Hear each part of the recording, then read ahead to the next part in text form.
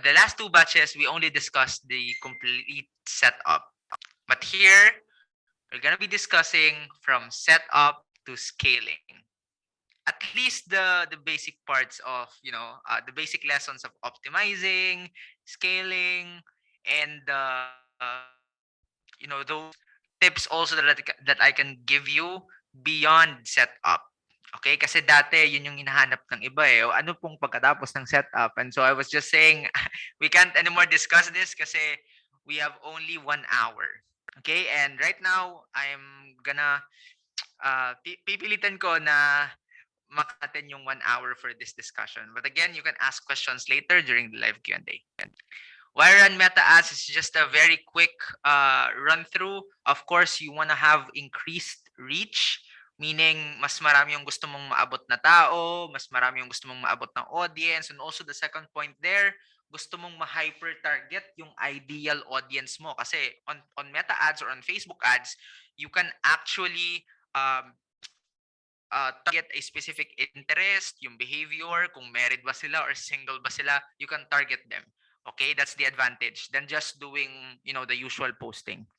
Then next is you can drive specific events. Kung gusto mo ng messages, then you can ask Facebook to give you messages. Kung gusto mo ng website visits, then you can ask Facebook to do that. If you want engagements on your post, then you can ask Facebook to do that. Okay? The next advantage here is, of course, retargeting. It's the term there is warming up audience kasi hindi naman lahat ng hindi naman lahat ng bibili, hindi naman lahat ng makakita ng ad mo ay bibili agad. So you need to retarget them in the future so you'll always be top of the mind. Okay, this is something that I wanted to discuss really very deeply yung sales funnel, pero unfortunately I'm not gonna be delving more on that kasi we'll be talking more on the setup up to the scaling. But just in case if we have more time later, then I could discuss that with you during the live Q&A, okay? Relatively cheaper than other options. Well, I tried this already, even with TikTok ads, the new ones, and also Google ads. Kasi this one, it will only cost you like at least $1 to run. And then of course, 2 billion plus users and many more advantages. Now, this one, I haven't included this in my past trainings. Before we went live, I was thinking of, I wanna let you see how this is structured para hindi kayo maguluhan whenever you're hearing these concepts, these terms. And sorry sa penmanship ko. Okay ba yung penmanship ko? Naintindihan niyo ba? Can I see a like there if naintindihan niyo yung penmanship ko? Okay. Okay, naintindihan niyo naman. Amazing. So, una, at the top, you can see Facebook account. So, for all of us, we all have, I will not believe you if you will say you don't have a Facebook account. You should have, or at least you have one Facebook account. Okay? And from that account, we can actually create a business account. Later on, I'm going to be showing you how to create one. And in that business account, there is what we call it's a new tool. It's a new refurbished tool, the Meta Business Suite. Okay? Dati, it's Facebook Business Manager, Facebook Business Suite. Ngayon, it's called Meta Business Suite, where you can manage all your pages, all your businesses there. The next, there's the term called business. So in your business account, you can create multiple businesses. So you have one business, one business there, the term business there for one particular, line of business of yours. So you can have that. Like under a business account, you can have multiple businesses. Okay, later on, you're going to be knowing more about that. You can see that in the interface. The next one, in that business, you can create an ad account. An ad account is needed so that you can add the payment method and you can run ads through the ads manager, which is the platform na connected here is actually the ads manager. And then in the ads manager, you can run campaigns. Campaigns yung tinatawag dyan. Okay? Take a screenshot, capture or video, tag me on Instagram or whatever. Maybe you want to share this with others or save this on your phone. Make sure you have this always kasi for beginners, it's very hard to understand these different terms that you may be hearing in some YouTube videos and TikTok videos that you've seen in the past. And I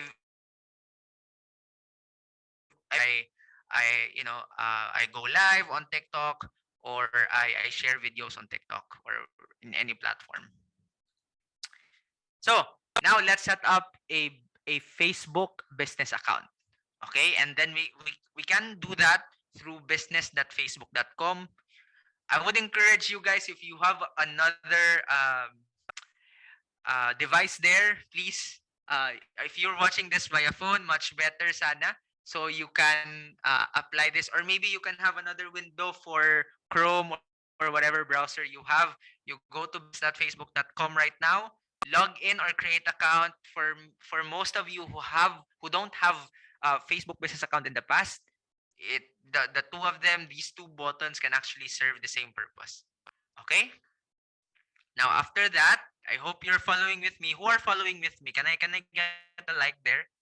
Sino yung mga nagpa-follow sa akin during the discussion? Okay, BJ, Jay, Zeus. Okay, that's amazing, guys. Okay, always remember, apply what you are learning, okay?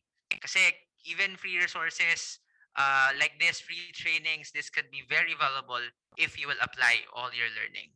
Okay? Now, after that, business.facebook.com, log in, create account. Just log in using your Facebook account. Don't log in using your new account. Like for many of you, you will choose to have a new Facebook account just to run ads. Don't do that. If you have already a Facebook account, just use that to log in. Okay? I hope you're understanding this. Okay. Next part. Of course, this is the login page. So again, use your current Facebook account that has been used for years. Then after that, I want you to understand this. Before, you will be immediately transferred to this type of interface.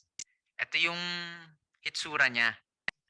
But right now, it's kinda difficult for many, especially those na medyo nasanay dun sa dating interface.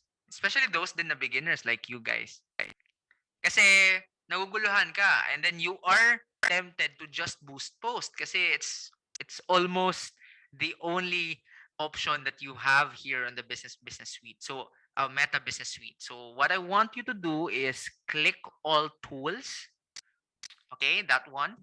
And then you click Ads Manager. I hope you're following me. And make sure to click that and see if it's really your name. It's your name that's posted there. Because if it's your name, then you only have a personal ad account. And I don't want you to use your personal ad account. You need to have a business account. Okay? You need to have a business account that has an ad account under it. Okay, I hope you're still here. I hope you can still understand, but later on again you can clarify this, okay? You click that, and if you see that it's your name on Facebook, it's your personal ad account. Okay? We don't want that.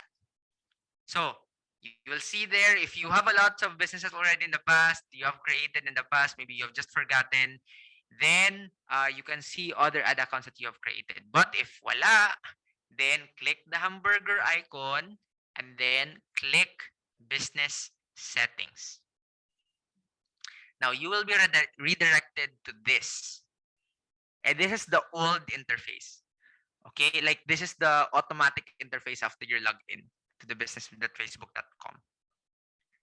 But as you can see there, like what I have there, okay, it's not color blue because I have reached the limit of the number of businesses. Okay, but if you are curious, you can ask me later during the live Q&A because I have a hack on how to make more businesses, even though that's not anymore color blue. I haven't shared this with anyone yet, even on TikTok. But if you want to ask that later, you ask that later. Okay, take the time. Take this opportunity. Okay, just remember this. Create a new business to manage your business ads. always have a different business for a different, purpose, for a different business. So for most of you who are just starting, you've just created your account, uh, you'll be only allowed to have one, at least. That's the least that you can have, one business here. And as you spend more, then pagbibigyan ka ni Facebook, then you will be given more slots for businesses. Okay? Now, you go back to business settings after you create, and then you click the ads manager, and right now let's set up a fully structured ad campaign. I'm gonna be sharing it later, guys, so you can see me doing it. Okay, but right now I want you first to understand this. I have here a drawing again. Can you see this? Let me know if you can read my penmanship. Can I get a like there from? Okay, read Reg, Zeus. Thank you, Jack, Kel. Amazing. A lot of you actually on TikTok share that you cannot read my penmanship, but it's nice to see you guys can read my penmanship. I tried my best, okay? So, nakikita nyo naman dyan, we have campaign, we have ad set, and we have ad. Okay? For many of you, maybe, lalo na sa mga beginners, nanonood ko ng mga YouTube videos na free, nahihirapan kang intindihin kung ano yung ad set, ano yung ad. Ito lang yung tandaan mo, okay? Sa campaign, you can create multiple ad sets. Sa ad set naman, you can create multiple ads. So this is the advantage of you running on the ads manager instead of just boosting post. Okay? Kasi kung nagbo-boost ka lang ng post, ito lang yun ito lang, campaign, ad set, ad. Yun lang yun. Isang post lang kasi, tapos nag-targeting ka lang, tapos campaign. Yan lang. But here, when you launch on Ads Manager, you can have levels like this. Okay? I hope you got that. Now, for our ad setup, I want you to learn this. No, this is the usual technique or the strategy that I do whenever I'm testing, especially with for a client that has low budget. No, I mean not really low, but no, just minimal budget, and it's not really ideal naman na maglabas agad ng kalaki-laking pera, no, for the ads. Test it slowly muna. Not enough. So ito yung usual na ginagawa ko. I have the ad set. And then, I have, per ad set, lalagay ako ng one unique interest lang. Isang interest lang. Okay? Tapos, photo, video, yung ads ko, may photo, may video, always. If I could have a carousel, then much better. Okay? Para natetest ko yung audience, tsaka yung ads. Ito yung usual na structure ko. Just to clarify, guys, sa campaign, tayo nagsiset ng objective. Sa ad set, tayo nagsiset ng audience tsaka placements. Take note, And sa ad, tayo nagsiset ng visual appearance. How our ad is going to be, to look like. How our ad is going to look like when our target audience can see it. Okay? So, yan yung sineset sa ad. Okay? Wait lang. I'm gonna check. Okay. I'm gonna share my screen. It's just a quick one. I haven't prepared that much for the ad setup, but I just have here a very quick example. Okay? So, if I am on the ads manager, okay, balik muna ako sa my business settings kasi hindi ito masyado na-explain doon sa PPT. Okay? This business settings. You can add here people if you want, people or persons to manage your business with you. You can have here partners. If you are a media buyer, I would recommend you operate as a partner, not as as one of the people here. Okay, as partner dapat, as third-party service provider. And then you have your pages. You need to add here your page, or you can create here a new page for your business. ad account, you need to create an ad account to create ads, of course. You click this and then you put your payment method. Okay? Now, in the Instagram accounts, if you have an Instagram account, you can also put it here. Oh, I see. Okay, hindi naka-share. Thank you. Thank you for telling me that. I'm gonna be sharing again. How about that? Can you see this? Can you see it na? Okay. Balik tayo ha. Here, yung ginawa ko sa may business settings ako pumunta ha. Okay? Now, again, I go to people if I wanna add people or persons that I want to admin or become a moderator. Okay? Then partners, if third-party service provider ka, if you're a media buyer, if you handle a client, I would recommend you be a partner, not as one of the people for security purposes. Pages, you add here your page, you can request access or you can create a new page here. Okay?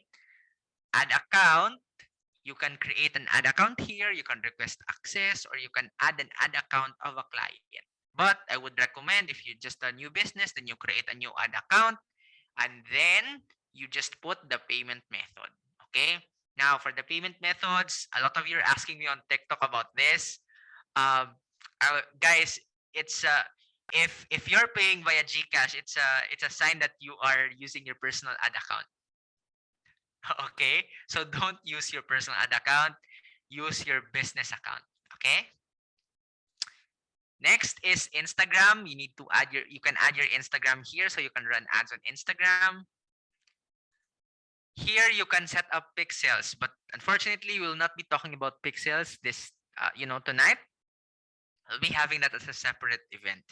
So join our Facebook group for you to become updated.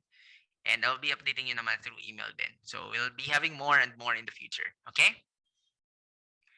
Next is here, domains. You can add here the domains for verification. Medyo technical na yan, guys. Again, later on, soon, we can have those types of webinars. Okay, but right now, we're gonna be focusing more on creating the setup muna. Okay? I mean, set up the, creating the campaign muna. I'm sorry. Okay?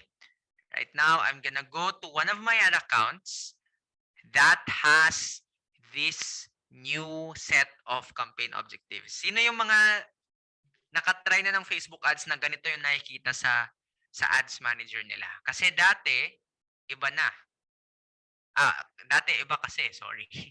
Yung sa past tutorial video ko. Okay, Zeus, DJ, Joshua, thank you for sharing. Anna, Gail, amazing. So, this is what you call the ODAX framework. Okay? The ODAX framework. It means outcome-driven ad experience. Again, ODAX, outcome-driven ad experience. So, what Facebook did here is basically, andito pa rin naman lahat. Andito pa rin naman lahat nung dati ng mga objectives. Yung ginawa lang niya is group into simpler terms. Okay? Hindi pa lahat ganito. Yes, I understand, Donna. But essentially, it's almost the same for everybody naman. Yung campaign objective lang. Okay? But through the in this session, we're gonna be focusing more on this. Pero sige, papakitaan kita ng dati. Ito yun. Hindi lahat ng accounts na hinahawakan ko is the ODAX framework, under the ODAX framework ha. Kasi it's slowly kasi, gradually pa lang nila na nire-release. Okay? Ito siya dati.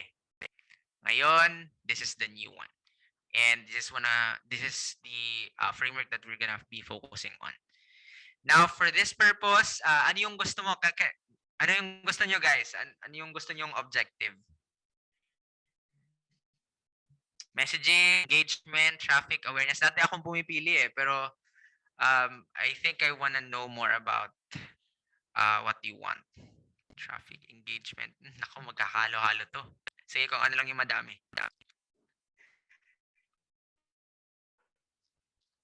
Alam ko yung mga usual dito ngayon is yung mga walang website, no?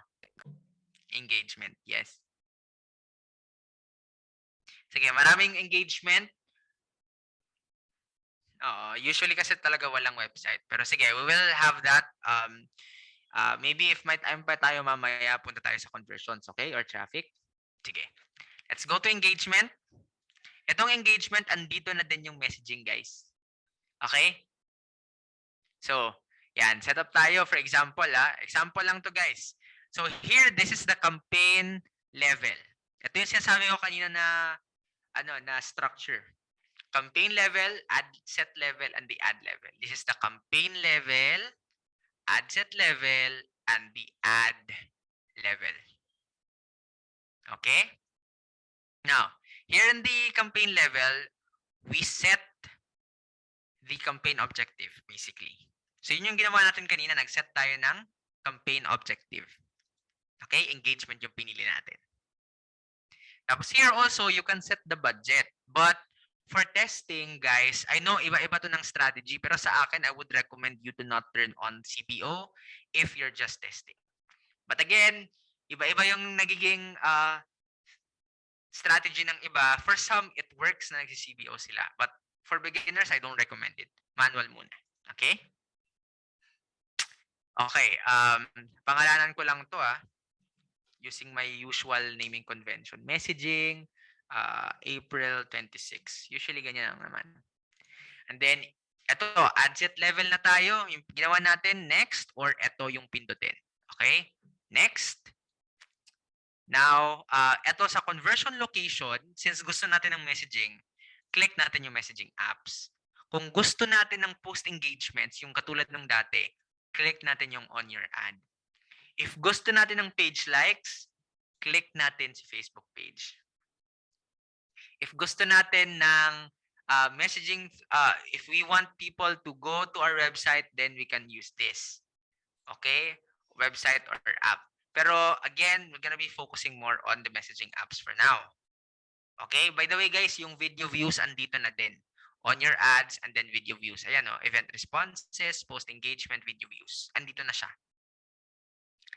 So, messaging apps tayo para diretso sa Messenger tsaka Instagram. Okay, scroll lang tayo pababa. Set natin yung budget na 250 dito, for example. Okay? And then set natin to bukas ng alas 12. Mamayang alas 12. Then turn off natin yun yung end date. Why do we do this? Because we want to run our ads for the whole day. Okay? For the whole day. Next, we now have the audience.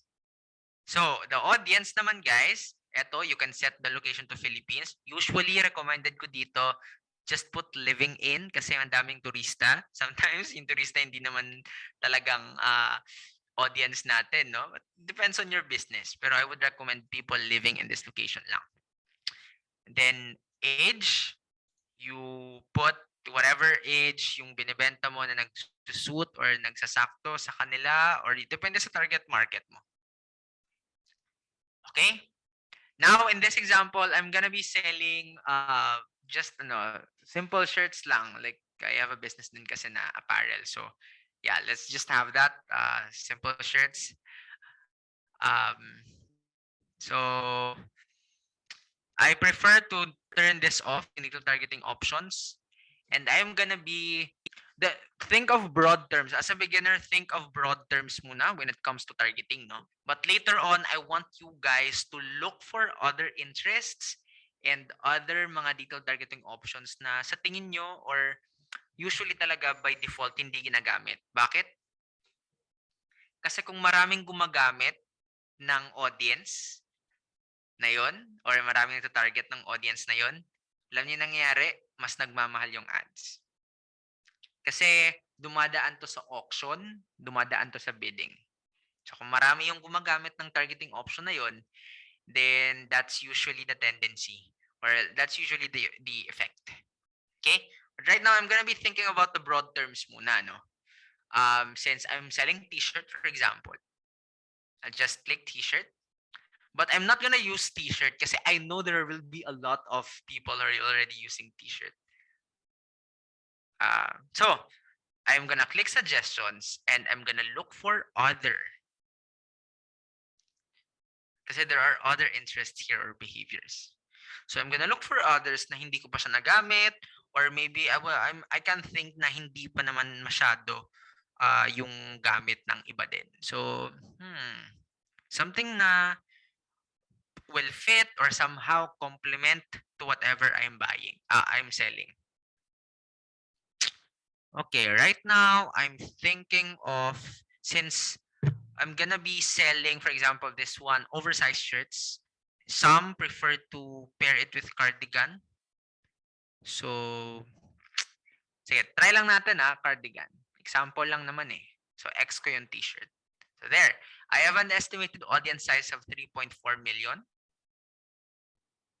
Okay, take note ko lang yan. And then, pupunta ako sa placements. Now, in the placements, ayoko ng lahat. Tatanggalin ko yung messenger, tatanggalin ko yung audience network. Gusto ko lang sa newsfeed. At saka sa stories yan. Stories tsaka reels. Ayoko sa in-articles. Sino ba yung nag-engage sa ads sa in-articles? Meron ba dito? Okay.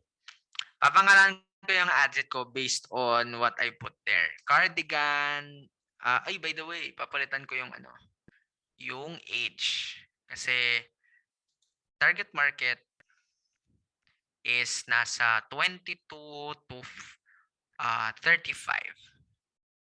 So guys, wag kayong parati don't target to everyone kasi it's really not a good thing to do.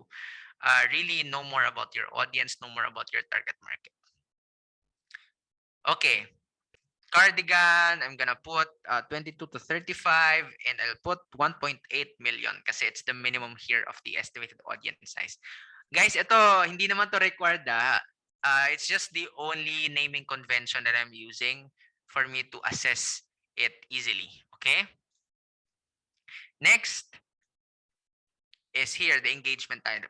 I'm gonna put the image, I'm gonna put the video, basically the visual appearance, kung ano yung hitsura ng ad whenever people will see it. Okay, so I'm just gonna name this video kasi I'm gonna, photo, because I'm gonna be uploading a photo.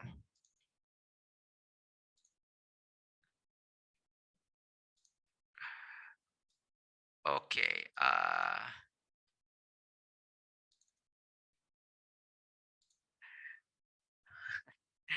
okay. I need to upload a new photo. Gonna look for a photo here. I hope I can see one. There, just an example lang naman. Sorry.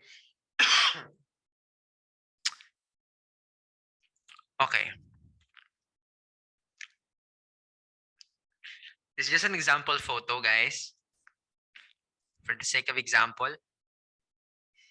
Okay, I'm gonna click done. I uploaded a photo. And I'm gonna think of my copy. Copy, ibig sabihin ng copy is yung caption. Okay? Primary text, meaning yung caption sa taas. Tagal ma-upload ng photo headline, yung bold sa baba. So, sige, primary text muna. Since we're a mental health apparel brand, sasabihin ko, let's break the stigma. Join us in breaking the stigma kasi it's short with a purpose. Just like that. Simple lang. One ano lang.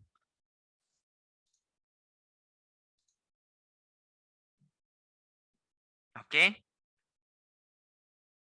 And then headline, I'm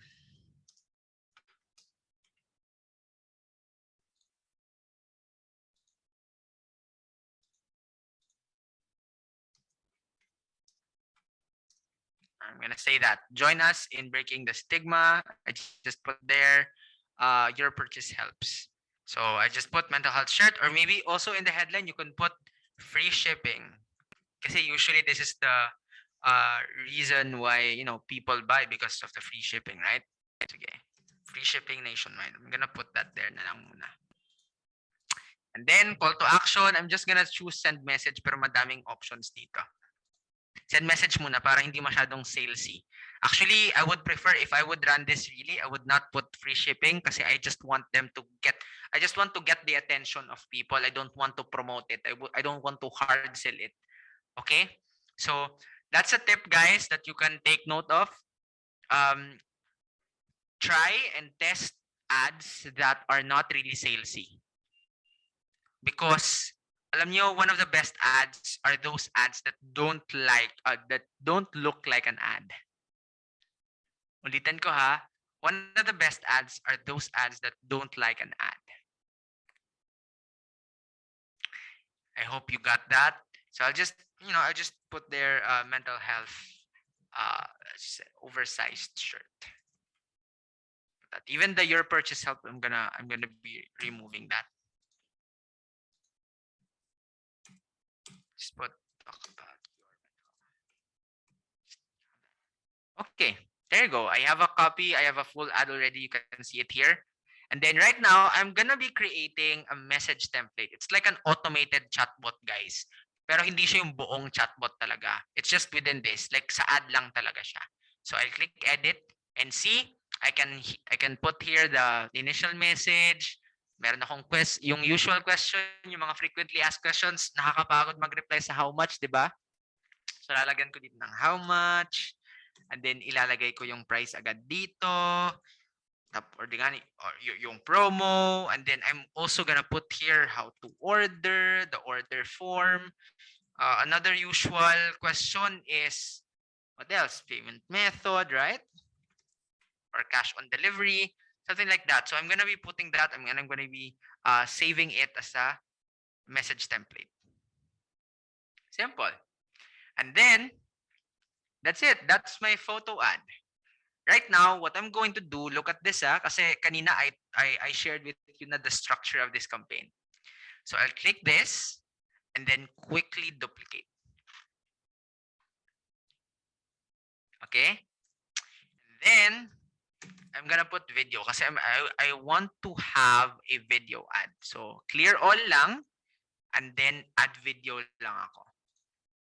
Okay, maghanap ako ng video. I think we have a video that's related. Okay, this one. Medyo matagal yung uploading nito kasi video eh. Tapos naka-zoom pa ako. Okay, let's just wait for a bit. Maliit lang naman to na file size, no? So the thought is, I just quickly duplicated it without even changing the copy. I just want to test the ad creative. Yung photo or video ba? Yung mas effective. Wala akong pinalitan sa copy, sa caption, wala. Dinuplicate ko lang siya. Just the creative. Yun lang yung pinalitan ko. Okay? Okay, let's wait for a bit. Guys, you should be you should be patient when it comes to the ads manager talaga.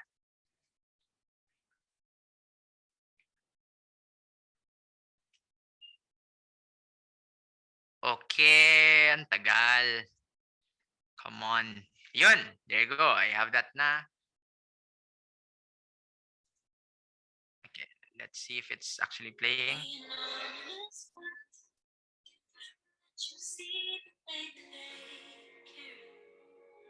Amazing. So there you go. That's the video. And then right now, what we're gonna do is I'm just gonna be duplicating this. Quickly duplicate. Same lang nung kanina. Quickly duplicate. And then what I'm gonna do is I'll change the interest. Simple as that. I'll change the interest. So, eto lang dito, maghanap ako ng another interest, just one interest na maybe related to it. Pero again, hindi yung mga usual siguro. I'll go with, since this is about mental health, I'm gonna be thinking about something else. Siguro, well-being. Sino yung mga interested talaga with their well-being, health conscious. Ayun, you can see it. Yan, well-being. So I'm just gonna edit this. And then 12.9M. Edited that. Again, this is not gonna matter that much, pero for analytics purposes lang talaga yan sa akin. So, after that, I'm gonna publish this, and then we're done. That's our first campaign that essential. That's like the very basic campaign that beginners like you could launch.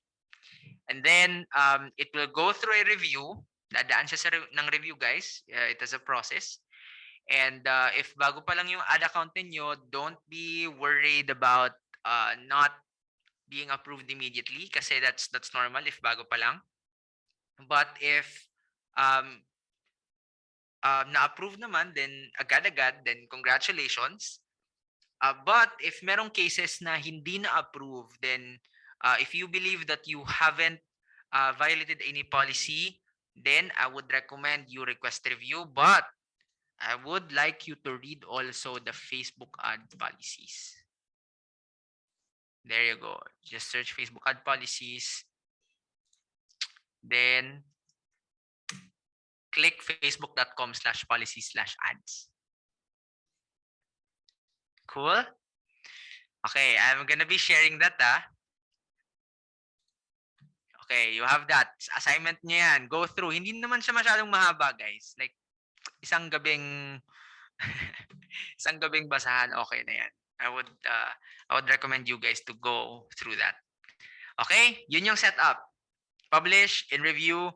Congratulations if it's approved. Okay? We're not yet done. Are you still here? Can I see your thumbs up if you're still here? Are you learning? Are you learning, guys? For those of you who are here in live, amazing. Amazing. Thank you so much. Okay, reserve your questions, reserve your questions. Okay, sige, let's continue here muna sa slide ko. Balik tayo ng konti. Now, I'm gonna be discussing how to know your ads. How to know if your ads, sorry, papalitan ko ngayon. How to know if your ads are effective. Okay? Now, can you see my slide? Can you see my slide? Yes or no? Okay, yes. Amazing. Thank you so much, guys, for your participation. I love your energy. How to know if your ads are effective? I have always one answer to that. And that is when you achieve your goals. Okay, I'm so sorry to disappoint you, but this is really my answer. When you achieve your goals. Now, what's the lesson there? You should have your goals first before you start your campaign. Hindi yung magla-launch lang kayo porket gusto nyo lang. Have your goals. Do research. Okay? But I have here a list of metrics to track. No, ito 5 of the most important metrics, and I want you to take note of this. Number 1 is the click-through rate. This is the percentage of people who have clicked the main button. Yung kanina, for example, is yung send message button. Yun yung click-through rate. Okay? And I recommend this to be at least 3% sana, as much as possible. Yun yung standard ko, 3%. Okay? Number 2 is frequency. Frequency is basically the number of times, the average number of times a person see your ad in one day. If this reach 3.0, at least 3.0, then I would recommend you launch new ads. Kasi magkakaroon ng tinatawag na creative fatigue. Yung nakakapagod na magtumingin ng ads mo pabalik-balik. Something new naman. So launch new ads. Wag naman parating isang klaseng ad lang. Next is of course the cost per result.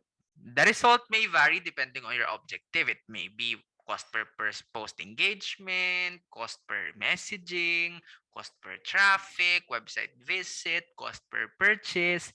It depends on that. Okay? Next is the result rate, meaning sa lahat ng nakakita ng ad mo, reach tao na nakakita ng ad mo, ilan yung mga nag-take action. So, yan yung result rate. I mean, yung sa take action na yung main button lang, yung mga nag-click talaga. Yung result rate, kumbaga. Let's say, for example, you have a messaging campaign. Yung result rate dyan is yung mga taong, let's say, yung main goal mo talaga. It should be based on your main goal kasi. Your main goal is sales talaga, pero wala ka namang website. I understand. Wala kang website, kaya nagme-messaging ka lang. Pero yung main goal mo is sales. So, result rate mo, pag-compute, is basically the number of conversions divided by the number of messages that you've received. That's your result rate. Okay? Hope you got that. Next is the return on ad spend or the ROAS. Basically, this is the return on investment. No? Ilan ba yung nakabalik sa atin? No? Or the formula here is the purchases conversion value or yung sales ninyo, yung buong sales ninyo in simpler terms divided by sa nagasto nyo sa ads. That's return on ad spend or return on investment. I cannot give you a standard ROAS kasi depende yan eh. Depende yan sa laki ng profit, sa tinatawag na profit margin, depende yan sa kaya ni client or sa kaya mo na i-spend. Baka okay ka lang na yung profit mo, 50 pesos lang per sale. So, maliit lang talaga yung standard ROAS mo. So, the main thing here is you need to find out yung break-even ROAS. Yung point na yung total sales mo, if i-divide mo siya doon sa doon sa total ad spend, kung i-divide mo siya, tapos i-compute mo yung profit na na-receive mo, kung break-even lang, meaning walang profit, walang loss, then that is your break-even ROAS. Dapat sinusulat mo yan, dapat siniset mo yan na dapat ito yung break-even ROAS natin. Yung gusto natin is go beyond that. Like go upper or higher than the break-even ROAS. Okay? So, yun yung ROAS. I hope you got that, no? Return on ad spend. Okay. Now, the next thing that I want you to do for you to analyze your ad performance well is you need to customize your columns. Who are those? Sino dito yung mga nagko-customize ng columns? Can I know? Kasi for many, yung iba nakikita ko, nag-ano lang, nagbabase lang dun sa engagement and the other preset na columns. Okay, amazing. Jazz, Gail, amazing. Nagko-customize na sila. So, eto guys, based dun sa kanina, no, ito yung usual na ROI. Tinatawag ko na ROI column. So, meron akong results, result rate, yung conversion rate based on messages, kung messages man na campaign, tapos cost per result, add to cart, cost per add to cart, checkouts initiated, until sa purchases, conversion value, and purchase ROAS. What you can do is, punta lang kayo dun sa may customized columns, dun sa columns, no? Makikita nyo naman dun sa may ads manager. And you can just, click this X, tapos lagay kayo, search kayo dyan. You can take note of this. Makikita nyo dun, ito lahat except itong conversion rate based on messages. Kasi, kinostomize ko to, gumawa ako ng sarili kong formula. So, you can make a sarili nyong formula naman din. Okay? You can make that by clicking this one, create custom metric. So, yung ginawa ko dyan, yung number of messages, yung number of purchases divided by the number of messages na na-receive. Yun yung conversion rate. Yung result rate, iniba ko kasi it's the number of messages divided by the number of yung reach, yung taong na-receive ko, na nakakita ng ads ko. So, yun yung result rate ko. Yung conversion rate ko, iba. So again, it varies from one business to another. Okay. Now let's talk about optimizing and scaling. I don't have a lot here, but I want you to understand this basic, very basic knowledge. Please, okay. Sorry again sa pedmanship ko. Sana naiintindihan nyo pa. But again, I highlighted there, 5 to 7 days. I recommend you guys to run 5 to 7 days. Mas maganda 7 days nga. Huwag nyong pakialaman. Don't be tempted to edit it. And after 5 to 7 days, you kill the low performing ad set. Yung kanina, same na structure ko kanina, gagawin ko, kung low performing yung isa, I will kill that. And dun sa best performing na ad set, kung meron man, kung best performing, I mean, hindi lang sa mababa yung cost niya, kundi dahil nagkaroon ako ng return on investment here. Then, what I would do, I would continue that ad set. Hindi ko siya i-duplicate. Ito, ibang strategy ko kasi. Pero I would test this. I would prefer you guys to test this. Hindi ko siya muna i-duplicate. Gagawa muna ako ng different ads sa ad set na to para matest din yung effectivity ng different ads. Okay? Tapos pag meron na talaga akong winning ad dito, then I will test more and more audiences. Okay? So make more ads. Don't stop in making a lot of ads. Okay? If you have vacant time while you're waiting for the 5 to 7 days, yan yung ginagawa namin when it comes to I'm handling clients. Yan yung ginagawa ko. I hire people. I look for graphic designers and video editors to edit the ads for me. I have the concept, then okay, do this so that we could launch new ads in the future kasi mas maganda, iba-iba talaga yung ads, fresh sa eyes, hindi pa balik-balik. Okay? I hope you got this.